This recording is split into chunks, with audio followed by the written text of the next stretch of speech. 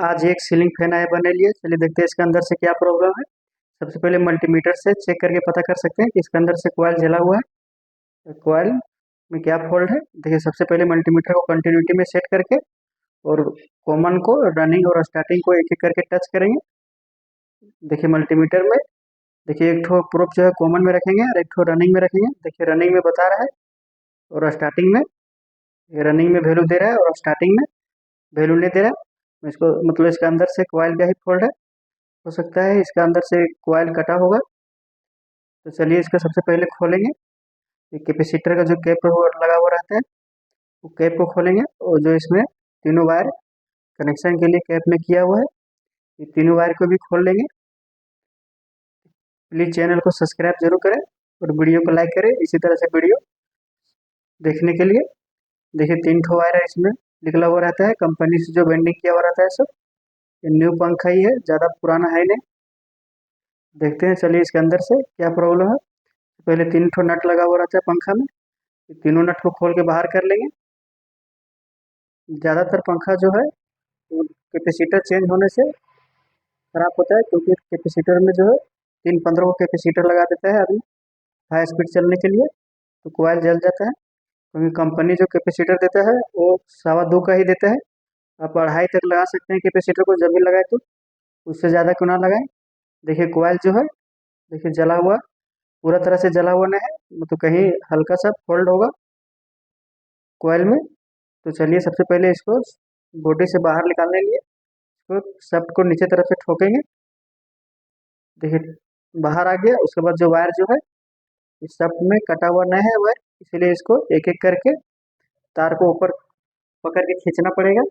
आप वायर डाल को भी वायर एक ठो अंदर डाल के तो बाहर निकाल सकते हैं, आप तो फिर एक एक करके ऊपर की तरफ खींच सकते हैं। देखिए नीचे तरफ से तार को धकेलिए, ऊपर से खींचने पर तीनों तार जो है आसानी से बाहर आ जाएगा। थोड़ा सा दिक्कत होगा लेकिन आराम से करें। देखिए वायर को बाहर कर लेना है और सावधानी से काम करें जब भी काम करें, तो नहीं तो आप वायर को ध्यान नहीं दीजिएगा और पंखा बाहर निकालने की कोशिश कीजिएगा तो कट जाएगा। देखिए आसानी से बाहर आ गया। अब देखिए कॉइल को जो है फिर मल्टीमीटर से चेक करेंगे कौन सा तार में फॉल्ट है। रनिंग देखिए रनिंग में जो है ठीक वैल्यू बता रहा है, एक ठो वैल्यू नहीं बता रहा है, तो एक ठो कॉइल में फॉल्ट है, तो अंदर वाला जो कॉइल है उसी में फॉल्ट है। ये सबसे पहले जो है चेक करेंगे तो कहीं जो स्पार्किंग जरूर हुआ होगा, कॉइल जला होगा, तो ये ज़्यादातर गरजने मलकले से ये प्रॉब्लम आता है। कॉइल में स्पार्क हो जाता है बहुत हाई वोल्टेज आने के कारण। देखिए यहाँ से जो है कॉइल जला हुआ है, देखिए सब कॉइल सही है, जो एक कॉइल है कहीं से जला हुआ है दिख रहा है, इसीलिए पंखा नहीं चल रहा था। तो यहाँ से कॉइल जला हुआ है दिख रहा है साफ। क्या करेंगे, अब इसको जो है काट के बाहर कर लेंगे। अगर काट के बाहर नहीं करेंगे तो भी पंखा बना सकते हैं, लेकिन अगर कहीं भी बॉडी अर्थ से सटा होगा, इसका जो पेपर रहता है, अगर पेपर भी जल गया होगा साथ में तो फिर बॉडी में करंट आ सकता है।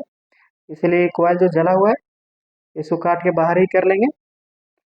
एक ठो कॉइल को बाहर करने से पंखा में कोई ज़्यादा प्रॉब्लम होगा नहीं, थोड़ा सा पंखा स्लो चलेगा लेकिन अच्छा रहेगा, क्योंकि अभी कॉइल सब सही है। कॉइल को चेंज नहीं कर सकते। देखिए कॉइल जो है यही एक ठो जला हुआ था, तो अब इसका वायर जो है खोजेंगे, जो कनेक्शन वायर रहता है। अब इसको जो पेपर निकल गया था वो पेपर को डाल देंगे, क्योंकि तार जो है जहाँ से पेपर जला हुआ है वहाँ से बॉडी में टच ना हो। देखिए आपके पास 2 ठो वायर होगा, जो एक कनेक्शन के लिए वायर आया है वो, और एक ठो जो कॉइल से वायर निकलेगा। तो दोनों वायर को छील लेना है, क्योंकि इसमें कोटेड किया हुआ रहता है। इसको चारों ओर से आराम से ब्लेड ब्लेड की मदद से वायर को छील लेंगे। देखिए वायर को दोनों को छील लेंगे और आराम आराम से छीलें, ज़्यादा जोर से खींचे नहीं तो वायर कटने का चांस रहता है, बहुत कमज़ोर रहता है वायर। उसके बाद आपस में दोनों टच कर देंगे, उसके बाद आपस में दोनों को जोड़ लेंगे। वायर के जो है सो बहुत सावधानी से जोड़ें।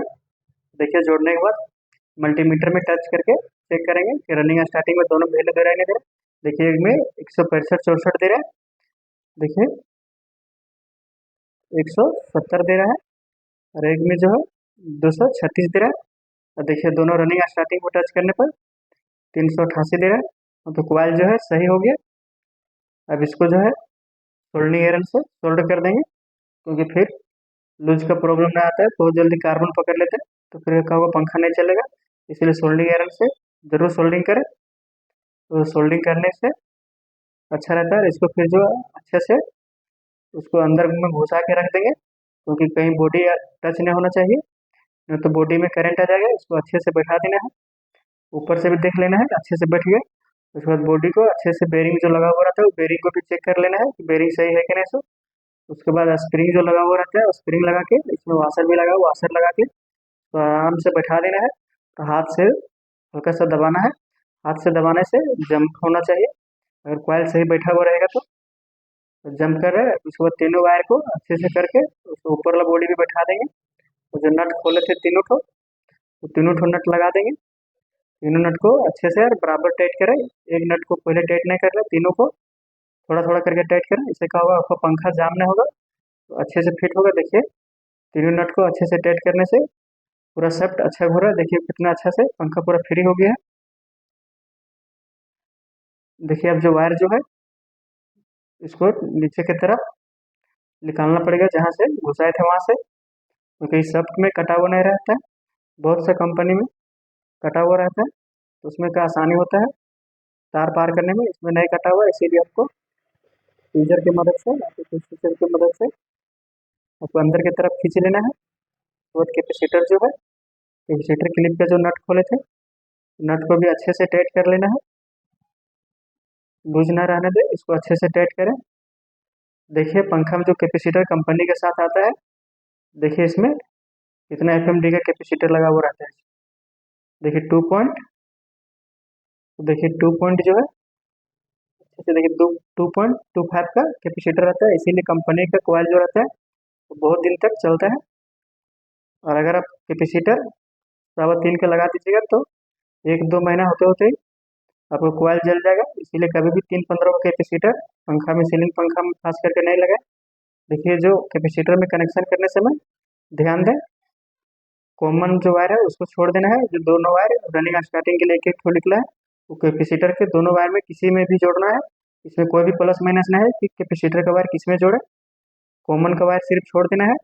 तो कॉमन इसमें पीला वाला वायर था, इसको छोड़ दिए और रनिंग स्टार्टिंग में कैपेसिटर वायर जोड़ दिए।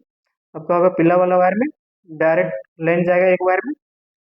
तो देखिए इसको ऊपर के साइड, जो कॉमन वायर होता है उसको ऊपर के साइड देना है, क्योंकि उसमें डायरेक्ट लाइन जाएगा। उसको भी अच्छे से टाइट कर लेंगे। देखिए अच्छे से टाइट करें। उसको जो रेड वायर है, रेड वायर के नीचे देंगे, क्योंकि इसमें भी डायरेक्ट लाइन जाएगा। अब कनेक्शन करने समय कभी भी कन्फ्यूजन ना करें। आप मल्टीमीटर से भी चेक कर सकते हैं, आप तो फिर सीरीज बोर्ड बना के रखें, तो सीरीज बोर्ड बना के भी चेक कर सकते हैं कि कौन सा वायर कॉमन है, कौन सा रनिंग है, कौन सा स्टार्टिंग है। तो मल्टीमीटर से भी चेक कर सकते हैं। रनिंग स्टार्टिंग जो है सभी को जोड़ दिए। अब मेन वायर लाइन देके चेक करेंगे कि पंखा घूम रहा है कि नहीं घूम रहा है। अगर अगर आप कनेक्शन उल्टा कीजिएगा तो पंखा उल्टा घूमेगा। फिर अब आपको खोल के जो है वायर को चेंज कर देना है। सिर्फ कैपेसिटर वाला वायर जो बीच में जोड़े है उसको नीचे कर देना है, नीचे वाले को बीच में कर देना है। जो कॉमन है उसमें तो लाइन जाएगा ही, उसमें कोई भी कंफ्यूजन नहीं करना है, क्योंकि लाइन देने पर पंखा कितना अच्छा से घूमने लगा। मतलब इसमें एक कॉइल का फॉल्ट था, उसको रिपेयरिंग करने से पंखा अच्छे से चलने लगा। कंपनी का कॉइल था, इसीलिए कॉइल चेंज नहीं किए। ये पंखा कितना अच्छा से चल रहा है।